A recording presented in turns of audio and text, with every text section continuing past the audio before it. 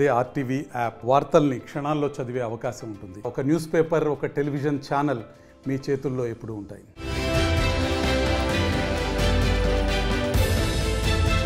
పిఠాపురం ఇప్పుడు 2 తెలుగు రాష్ట్రాల్లో ఈ నియోజకవర్గం చాలా హాట్. ఎక్కడ చూసినా ఈ నియోజకవర్గం గురించే చర్చ. ఎందుకంటే జనసేనాని పవన్ కళ్యాణ్ ఇక్కడి నుంచే ఎమ్మెల్యేగా పోటీ చేయడమే. కాపు సామాజిక వర్గం ఓట్లు ఎక్కువగా ఉన్న పిఠాపురం నియోజకవర్గం ఎంతో చారిత్రక నేపథ్యం ఉన్న ప్రదేశం. సంగీతం, సాహిత్యం, ఆధ్యాత్మికతలను పెంచి పోషించడంలో పిఠాపురం సంస్థానం ప్రత్యేక స్థానం సంపాదించుకుంది.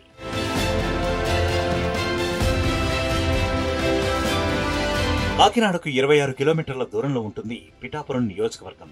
ప్రజలు ప్రతి ఎన్నికల్లో విభిన్నమైన తీర్పును ఇస్తూ ఉంటారు.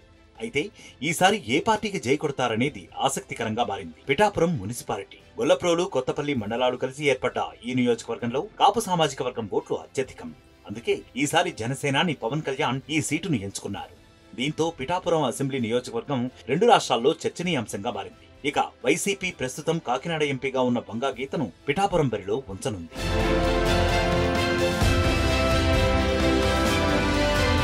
కాకినాడ జిల్లాలో పిఠాపురం, రాజోలు, అమలాపురం, కొత్తపేట నియోజకవర్గాల్లో కాపు సామాజిక వర్గం ఓట్లు పెద్ద ఎత్తున ఉన్నాయి.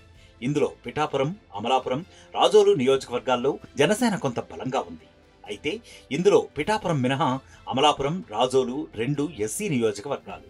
2019 ఎన్నికల్లో పోటీ చేసిన 2 నియోజకవర్గాల్లో ఓడిపోవడంతో ఈసారి ఆ ఫలితం పునరావృతం కాకుండా సర్వే చేసి మరీ పిఠాపురాన్ని ఎంచుకున్నారు జనసేన.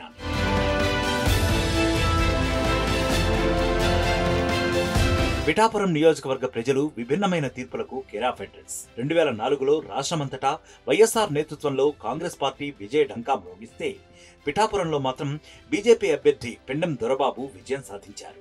2009లో ప్రజారాజ్యం పార్టీ తరపున పోటీ చేసిన బంగా గీత గెలిచారు.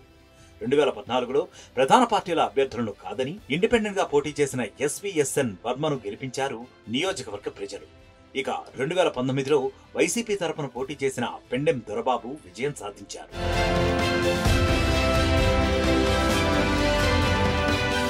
పవన్ కళ్యాణ్ పిఠాపురం బరిలో ఉండటంతో జన సైనికులు మోహరించారు.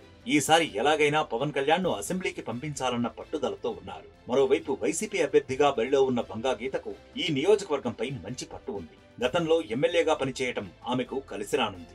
ఈ సమీకరణాలతోనే సిట్టింగ్ ఎమ్మెల్యే పెండెం దొరబాబును కాదని బంగా గీతను పిఠాపురం బరిలో ఉంచింది వైసీపీ. ఇక టీడీపీ ఎస్వీఎస్ఎన్ వర్మను కాదని పొత్తులో భాగంగా పిఠాపురం సీటును జనసేనకు కేటాయించింది. ఎస్వీఎస్ఎన్ సహాయ సహకారాలపైనే జనసేనాని భవితవ్యం ఆధారపడింది.